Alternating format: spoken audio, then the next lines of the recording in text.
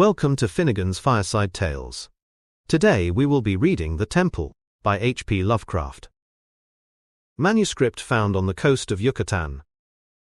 On August 20, 1917, I, Karl Heinrich, Graf von Altberg-Ehrenstein, Lieutenant Commander in the Imperial German Navy and in charge of the submarine U-29, deposit this bottle and record in the Atlantic Ocean at a point to me unknown, but probably about north latitude 20 degrees, west longitude 35 degrees, where my ship lies disabled on the ocean floor.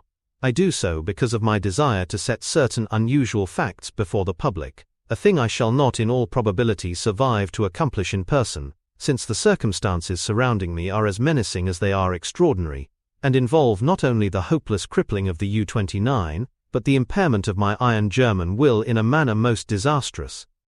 On the afternoon of June 18th, as reported by wireless to the U-61, bound for Kiel, we torpedoed the British freighter Victory, New York to Liverpool, in north latitude 45 degrees 16 minutes, west longitude 28 degrees 34 minutes, permitting the crew to leave in boats in order to obtain a good cinema view for the Admiralty records. The ship sank quite picturesquely, bow first, the stern rising high out of the water, whilst the hull shot down perpendicularly to the bottom of the sea. Our camera missed nothing, and I regret that so fine a reel of film should never reach Berlin. After that we sank the lifeboats with our guns and submerged. When we rose to the surface about sunset, a seaman's body was found on the deck, hands gripping the railing in curious fashion. The poor fellow was young, rather dark and very handsome, probably an Italian or Greek, and undoubtedly of the Victory's crew. He had evidently sought refuge on the very ship which had been forced to destroy his own. One more victim of the unjust war of aggression which the English pigdogs are waging upon the fatherland. Our men searched him for souvenirs, and found in his coat pocket a very odd bit of ivory carved to represent a youth's head crowned with laurel. My fellow officer, Lieutenant Clenzy, believed that the thing was of great age and artistic value, so took it from the men for himself. How it had ever come into the possession of a common sailor neither he nor I could imagine. As the dead man was thrown overboard, there occurred two incidents which created much disturbance amongst the crew. The fellow's eyes had been closed, but in the dragging of his body to the rail they were jarred open, and many seemed to entertain a queer delusion that they gazed steadily and mockingly at Schmidt and Zimmer, who were bent over the corpse. Then Boatswain Müller, an elderly man who would have known better had he not been a superstitious Alsatian swine, became so excited by this impression that he watched the body in the water, and swore that after it sank a little, it drew its limbs into a swimming position and sped away to the south under the waves. Clenz and I did not like these displays of peasant ignorance, and severely reprimanded the men, particularly Müller.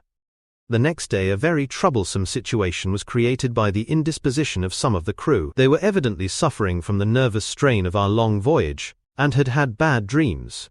Several seemed quite dazed and stupid, and after satisfying myself that they were not feigning their weakness, I excused them from their duties.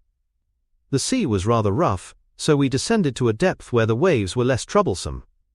Here we were comparatively calm, despite a somewhat puzzling southward current, which we could not identify from our oceanographic charts. The moans of the sick men were decidedly annoying, but since they did not appear to demoralize the rest of the crew, we did not resort to extreme measures. It was our plan to remain where we were, and intercept the liner Dacia, mentioned in information from agents in New York. In the early evening we rose to the surface, and found the sea less heavy. The smoke of a battleship was on the northern horizon, but our distance and ability to submerge made us safe. What worried us more was the talk of Boatswain Müller, which grew wilder as night came on. He was in a detestably childish state, and babbled of some illusion of dead bodies drifting past the undersea portholes, bodies which looked at him intensely, and which he recognized in spite of bloating as having seen dying during some of our victorious German exploits. And he said that the young man we had found and tossed overboard was their leader. This was very gruesome and abnormal, so we confined Müller in irons and had him soundly whipped. The men were not pleased at his punishment, but discipline was necessary.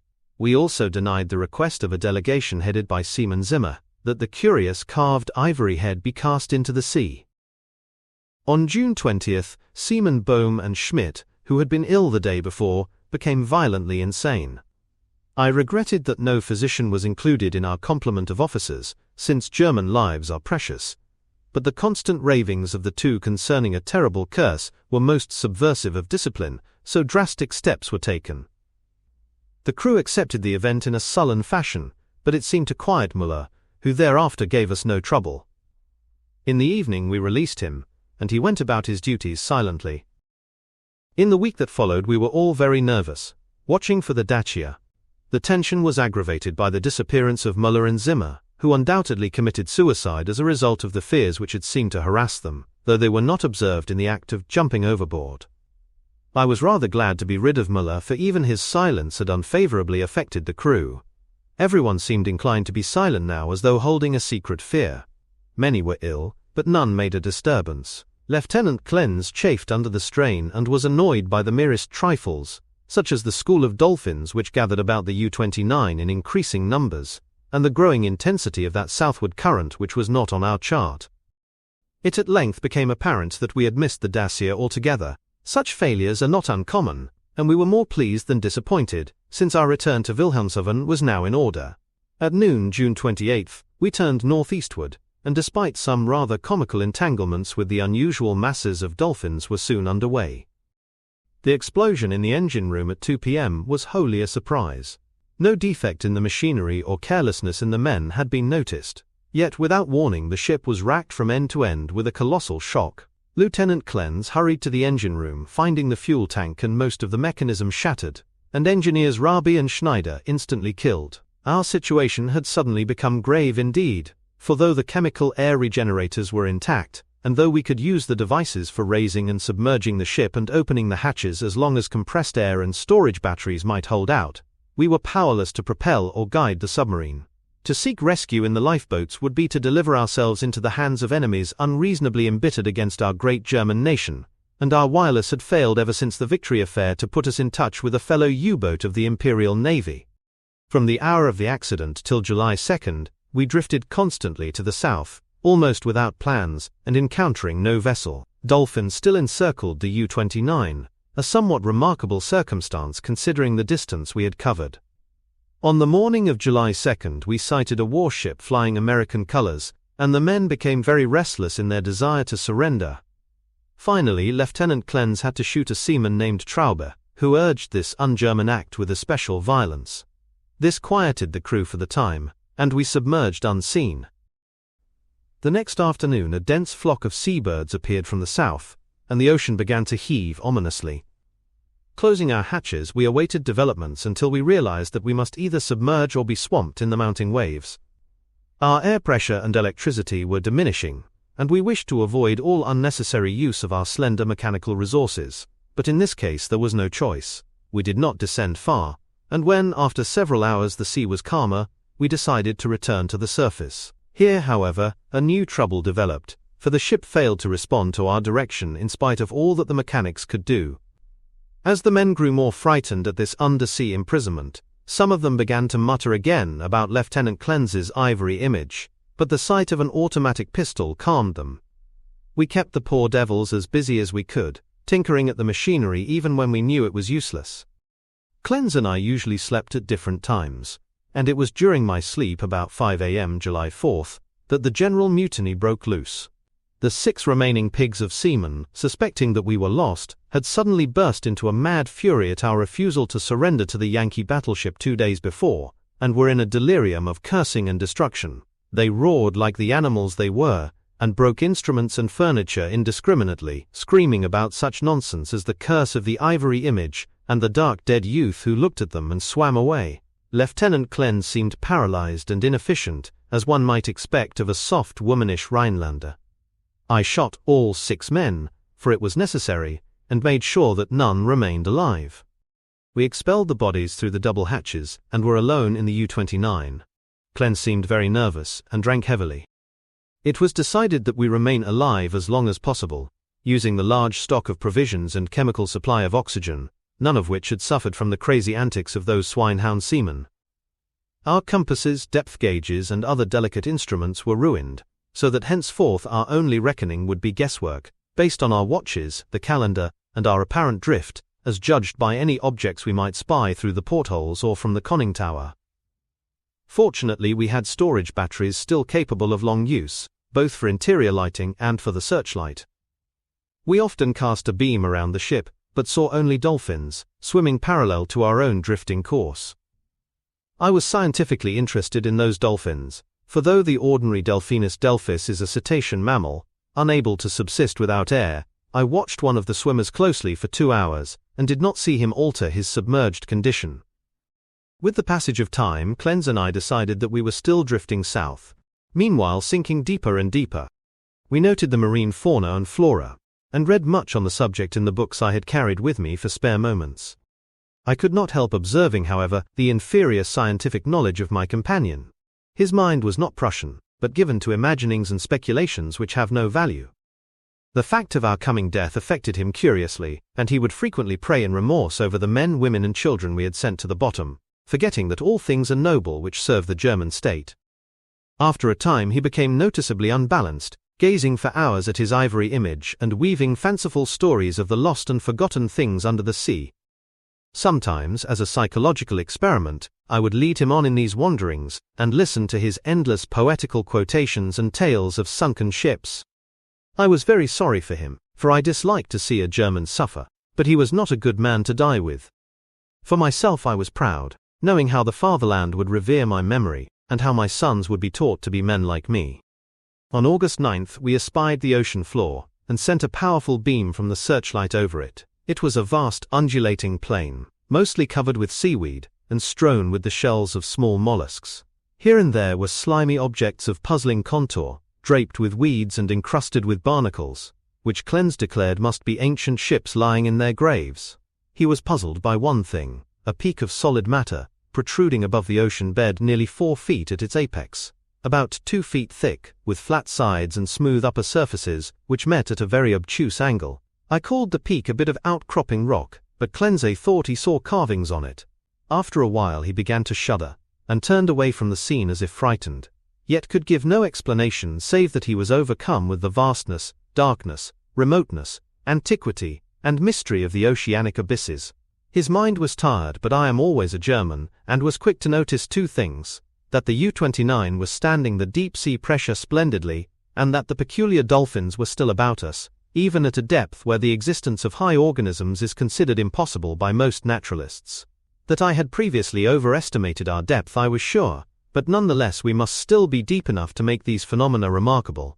Our southward speed, as gauged by the ocean floor, was about as I had estimated from the organisms passed at higher levels. It was at 3:15 p.m., August 12th, that poor Clens went wholly mad. He had been in the conning tower using the searchlight when I saw him bound into the library compartment where I sat reading, and his face at once betrayed him. I will repeat here what he said, underlining the words he emphasized. "He is calling. He is calling. I hear him. We must go." As he spoke he took his ivory image from the table, pocketed it, and seized my arm in an effort to drag me up the companionway to the deck. In a moment I understood that he meant to open the hatch and plunge with me into the water outside, a vagary of suicidal and homicidal mania for which I was scarcely prepared. As I hung back and attempted to soothe him, he grew more violent, saying, "Come now, do not wait until later. It is better to repent and be forgiven than to defy and be condemned." Then I tried the opposite of the soothing plan, and told him he was mad, pitifully demented. But he was unmoved and cried, "If I am mad, it is mercy. May the gods pity the man who in his callousness can remain sane to the hideous end. Come and be mad whilst he still calls with mercy." This outburst seemed to relieve a pressure in his brain, for as he finished, he grew much milder, asking me to let him depart alone if I would not accompany him. My course at once became clear. He was a German, but only a Rhinelander and a commoner, and he was now a potentially dangerous madman. By complying with his suicidal request I could immediately free myself from one who was no longer a companion, but a menace. I asked him to give me the ivory image before he went, but this request brought from him such uncanny laughter that I did not repeat it. Then I asked him if he wished to leave any keepsake or lock of hair for his family in Germany, in case I should be rescued, but again, he gave me that strange laugh. So as he climbed the ladder I went to the levers, and allowing proper time intervals, operated the machinery which sent him to his death. After I saw that he was no longer in the boat, I threw the searchlight around the water in an effort to obtain a last glimpse of him, since I wished to ascertain whether the water pressure would flatten him as it theoretically should, or whether the body would be unaffected, like those extraordinary dolphins.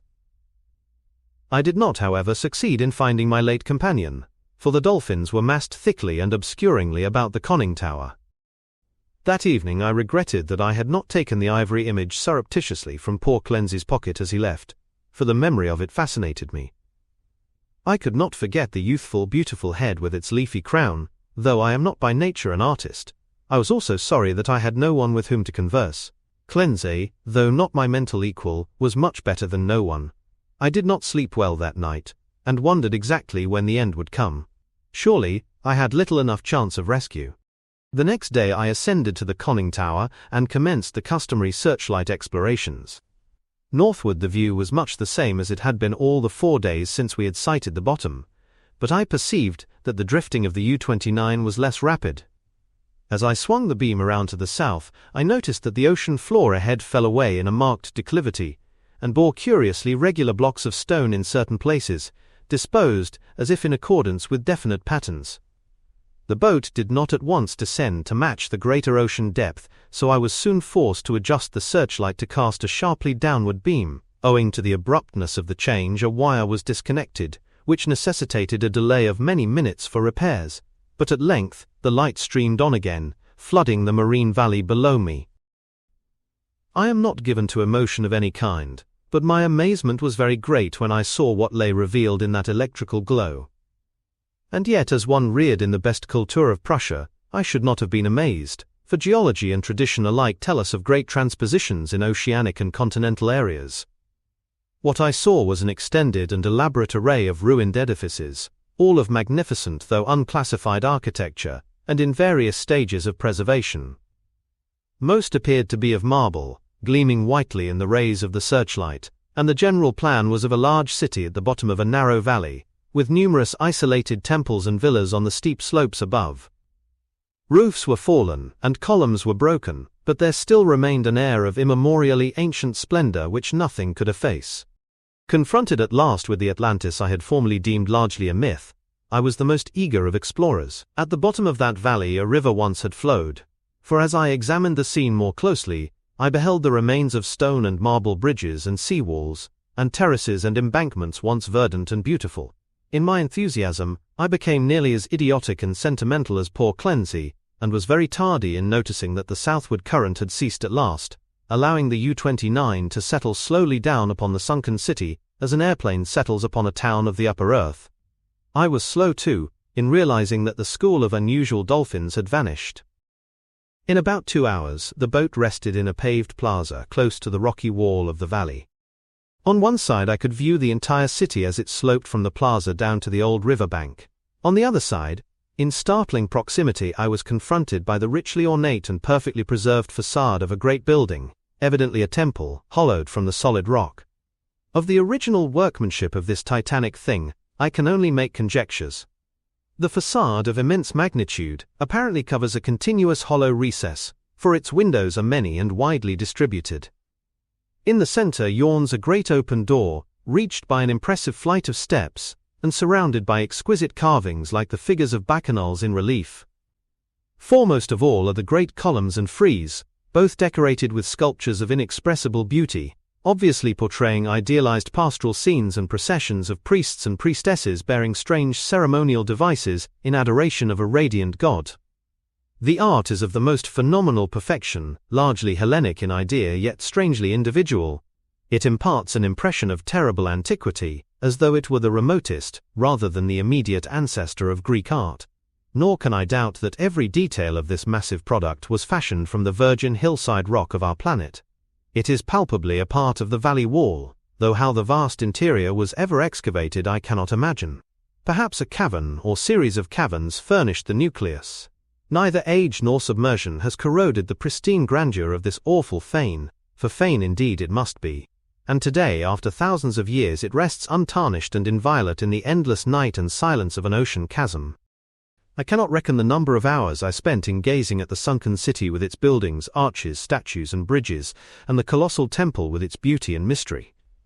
Though I knew that death was near, my curiosity was consuming, and I threw the searchlight's beam about in eager quest. The shaft of light permitted me to learn many details, but refused to show anything within the gaping door of the rock-hewn temple, and after a time I turned off the current, conscious of the need of conserving power. The rays were now perceptibly dimmer than they had been during the weeks of drifting, and as if sharpened by the coming deprivation of light, my desire to explore the watery secrets grew.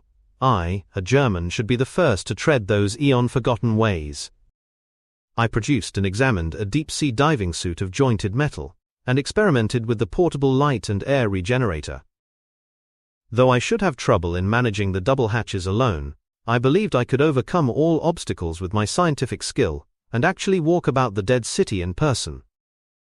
On August 16th I effected an exit from the U-29, and laboriously made my way through the ruined and mud-choked streets to the ancient river. I found no skeletons or other human remains, but gleaned a wealth of archaeological lore from sculptures and coins. Of this I cannot now speak save to utter my awe at a culture in the full noon of glory, when cave dwellers roamed Europe and the Nile flowed unwatched to the sea. Others, guided by this manuscript if it shall ever be found, must unfold the mysteries at which I can only hint.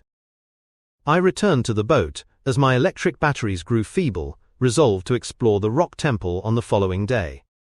On the 17th, as my impulse to search out the mystery of the temple waxed still more insistent, a great disappointment befell me, for I found that the materials needed to replenish the portable light had perished in the mutiny of those pigs in July. My rage was unbounded, yet my German sense forbade me to venture unprepared into an utterly black interior, which might prove the lair of some indescribable marine monster, or a labyrinth of passages from whose windings I could never extricate myself. All I could do was to turn on the waning searchlight of the U-29, and with its aid walk up the temple steps and study the exterior carvings. The shaft of light entered the door at an upward angle, and I peered in to see if I could glimpse anything, but all in vain. Not even the roof was visible, and though I took a step or two inside after testing the floor with a staff, I dared not go farther. Moreover, for the first time in my life I experienced the emotion of dread. I began to realize how some of poor Cleansy's moods had arisen, for as the temple drew me more and more, I feared its aqueous abysses with a blind and mounting terror. Returning to the submarine, I turned off the lights and sat thinking in the dark. Electricity must now be saved for emergencies. Saturday the 18th I spent in total darkness, tormented by thoughts and memories that threatened to overcome my German will. Cleanse had gone mad and perished before reaching this sinister remnant of a past unwholesomely remote, and had advised me to go with him. Was indeed fate preserving my reason only to draw me irresistibly to an end more horrible and unthinkable than any man has dreamed of? Clearly my nerves were sorely taxed, and I must cast off these impressions of weaker men.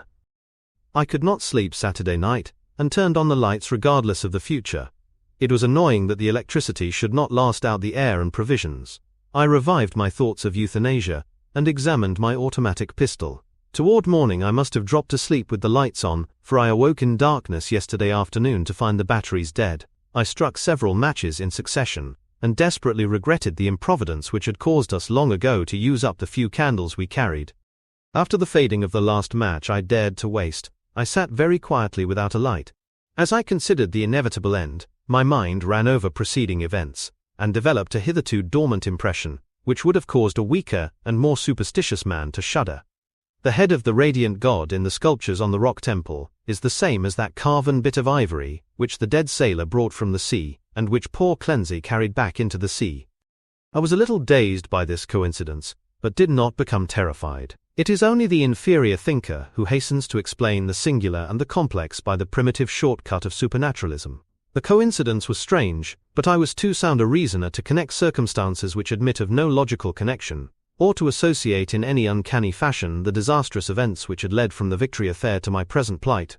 Feeling the need of more rest, I took a sedative and secured some more sleep. My nervous condition was reflected in my dreams, for I seemed to hear the cries of drowning persons, and to see dead faces pressing against the portholes of the boat. And among the dead faces was the living, mocking face of the youth with the ivory image. I must be careful how I record my awakening today, for I am unstrung, and much hallucination is necessarily mixed with fact. Psychologically my case is most interesting, and I regret that it cannot be observed scientifically by a competent German authority. Upon opening my eyes, my first sensation was an overmastering desire to visit the rock temple, a desire which grew every instant, yet which I automatically sought to resist, through some emotion of fear which operated in the reverse direction. Next there came to me the impression of light amidst the darkness of dead batteries, and I seemed to see a sort of phosphorescent glow in the water through the porthole which opened toward the temple. This aroused my curiosity, for I knew of no deep-sea organism capable of emitting such luminosity. But before I could investigate, there came a third impression, which, because of its irrationality, caused me to doubt the objectivity of anything my senses might record. It was an aural delusion, a sensation of rhythmic, melodic sound as of some wild yet beautiful chant or choral hymn, coming from the outside, through the absolutely soundproof hull of the U-29.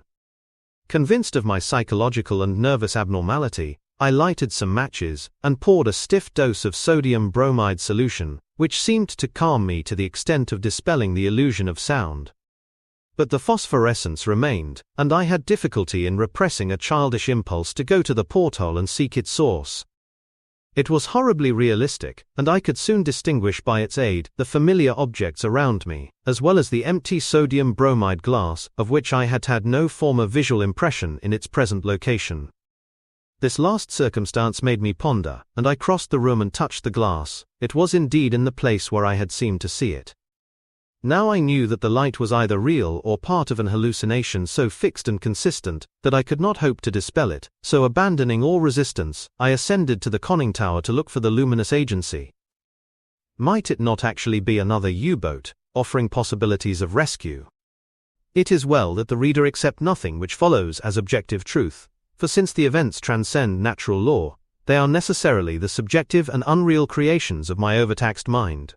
When I attained the conning tower, I found the sea in general far less luminous than I had expected. There was no animal or vegetable phosphorescence about, and the city that sloped down to the river was invisible in blackness. What I did see was not spectacular, not grotesque or terrifying, yet it removed my last vestige of trust in my consciousness. For the door and windows of the undersea temple hewn from the rocky hill were vividly aglow with a flickering radiance, as from a mighty altar flame far within.